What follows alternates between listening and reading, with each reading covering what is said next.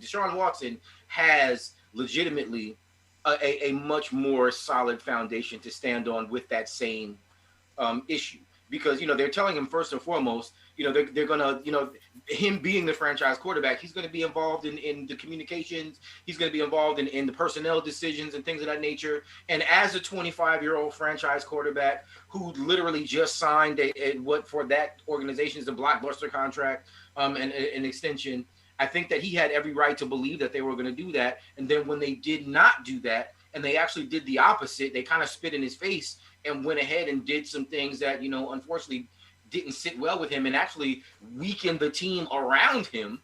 I think it justified him feeling the way that he felt. So in that, they're continuing to do it. Easter B or whatever that guy's name is. I mean, it's not just about what Deshaun Watson says. I mean, obviously there are people who have knowledge of the situation, who recognize that him being in the position that he's in is an issue, and it's an issue for everyone. It's not just an issue for Deshaun Watson. Organizationally, it is a bad decision. At least if you listen to them, that's what they'll tell you. Not only that, the whole head coaching search and situation, and then hire. I think again that is basically a slap in the face for your 25-year-old franchise quarterback who is supposed to be involved in all of these decisions and who was supposed to at least have a say. And he's learning about all this stuff in social media and all the other things. So I said it before. The guy has a principled argument here. He actually has the benefit of being young.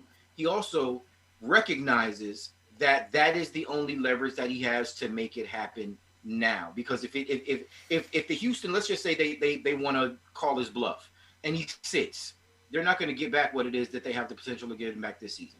Even if it's not us, I mean, just think about it in those terms. Even if it's not the Jets that comes in, if it is Miami, let's just say Miami has the number 3 pick, hugely impactful draft situation there. If any of these other teams, all these other teams are going to be much more ready to throw the house at them in order to get Deshaun Watson in this season.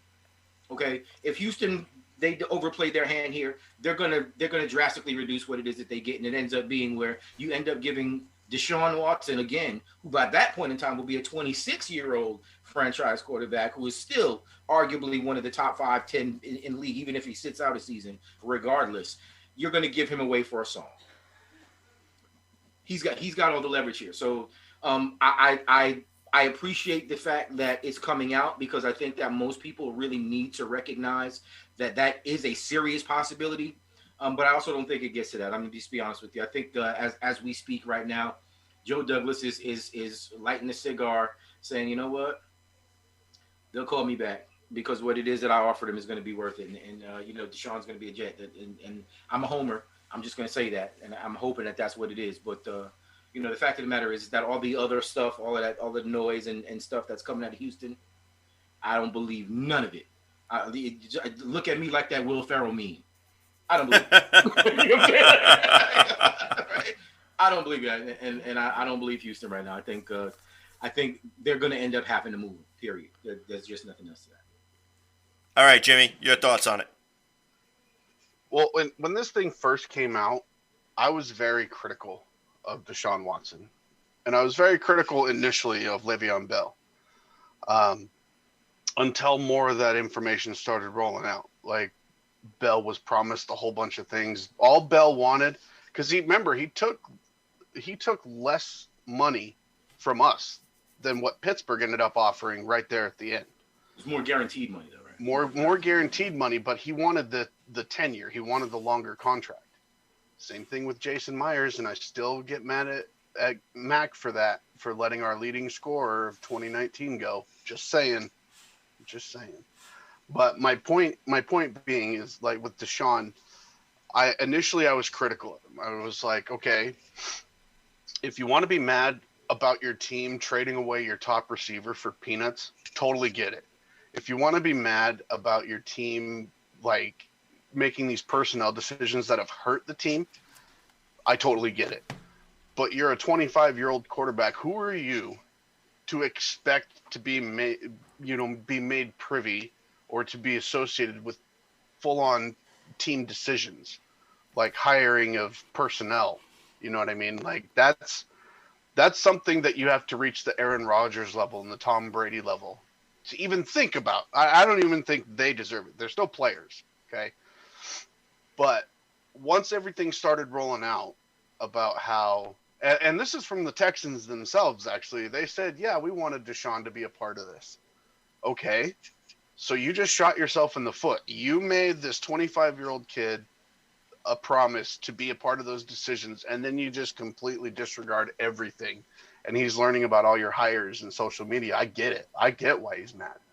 And I've come around full circle, and I'm at the point now where it's like, yeah, Houston is a dumpster fire, and I totally get why Deshaun doesn't want to waste more time. 4 more years would put him past his, like, not past his prime. He's probably still going to be good into his 30s. But you reach the end of that contract, and he's really lost a lot of value just from longevity perspective. So I get why he wants out, and he's right to do so. And you're right, Kevin. He holds a lot of the leverage. I think Caserio is in a position. He's in a hard position, And don't sleep on Caserio either, because he was with Bill Belichick, and he understands how to manage a team. So. For I've heard a bunch of comments. Oh, he's a rookie GM, blah, blah, blah. No, guys, he learned from the best. But he's in a tough position because what do you do? Like, how do you make, we're talking about Joe Douglas making his stamp on this team this year by getting getting his quarterback. And we're looking at Nick Caserio going, what's he gonna do? How's his stamp gonna be? Is it gonna be? Can you change Deshaun Watson's mind? Mm-hmm. His stamp right now ain't looking too good. I'm gonna be honest with you, but I'll get to that point in a second. It's not. And the fact of the matter is, I think Caserio is just trying to play the tough guy role right now because he has to. He really does have to, because if they deal Jamal without a fight, or Jamal, God, I'm so sorry, Deshaun Watson. My apologies. If they deal Deshaun, yeah, don't you put Deshaun Watson in the same category as Jamal Adams right there. Parallels drawn. I beg for your forgiveness. If they deal Deshaun Watson essentially without a fight, like if this deal were to happen quickly, then he really does lose a ton of credibility around the league. You know what I mean? Because once Deshaun's gone, Houston is the little kid with the cup. Please, sir, I'd like some more. You know what I mean? And so you're comparing him to Oliver then? Oliver, I forgot his name. Yeah, but that's the way it would be, right? So you've dealt your asset. JJ Watt's pretty much gone. Like they can't keep him. They got to clear out some cap space. But I would give Houston more validity if they had a top first-round draft pick this year. If they could draft a quarterback this year right now, they would have more leverage, but they don't. They don't have a first or second-round pick. So even the tier 3 quarterbacks, they're going to be gone. They're just going to be picking some kid from, Southern Mississippi State University Community College or,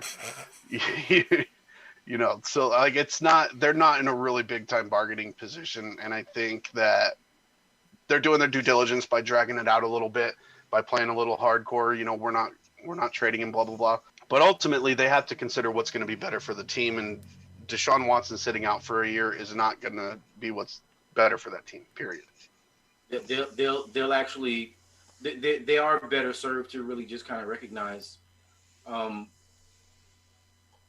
that you can sell a number 2 pick and some additional, picks to your fan base if you're going to lose a Deshaun Watson. You know what I'm saying? That really is the only thing I think that will allow them to save any face in this situation, what the return is actually going to be.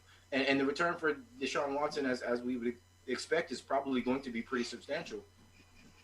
I think that they're probably good.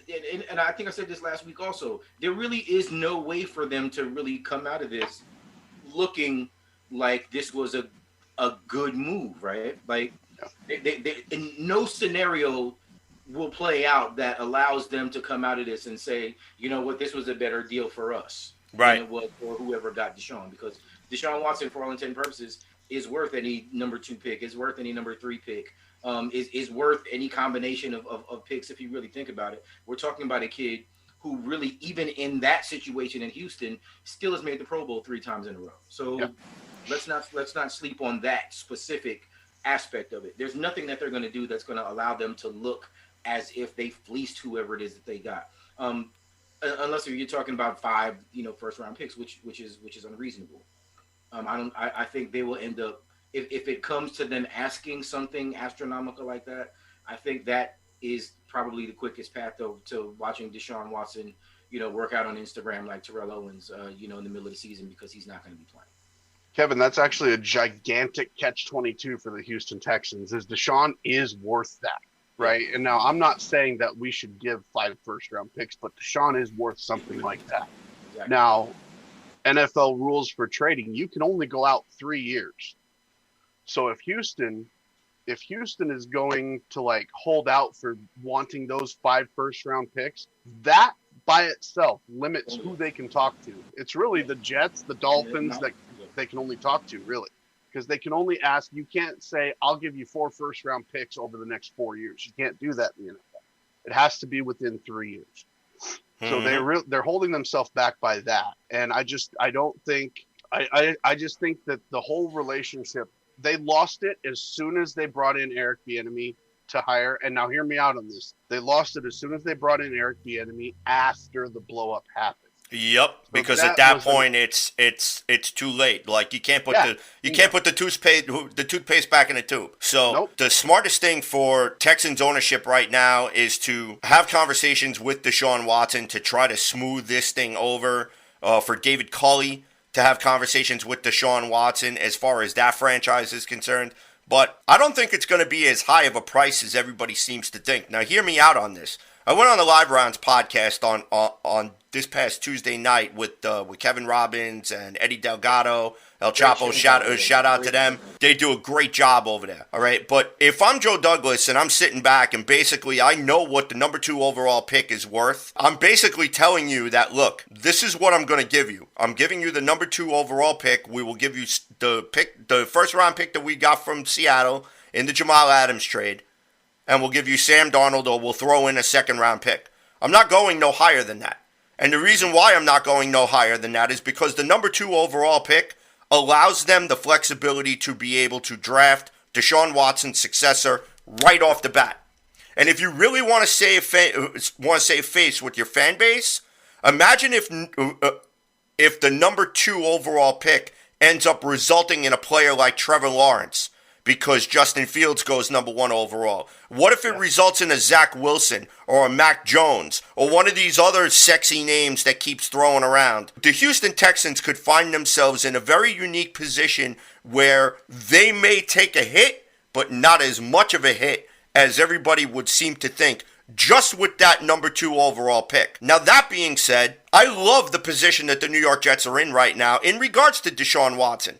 Because, yes, it would be nice to have Deshaun Watson in a New York Jets uniform for the 2021 season, but we don't have to draft Deshaun Watson for the 2021 season. We don't have to deal our future assets for a Deshaun Watson. We could go and draft our own guy. They could decide to run it back with Sam Darnold if that's what they feel. The Jets are in such the most unique position right now that this franchise has probably ever been within the last decade plus, because we hold total and absolute control as to what our destiny can be going into the 2021 season. And there seems to be this growing sentiment amongst beat writers, amongst Jet fan pages on Facebook, Twitter, etc., that if the Jets somehow do not acquire Deshaun Watson, or as GM Mike Tannenbaum from ESPN said, that if they don't give up the farm to get a Deshaun Watson, that this offseason is a failure.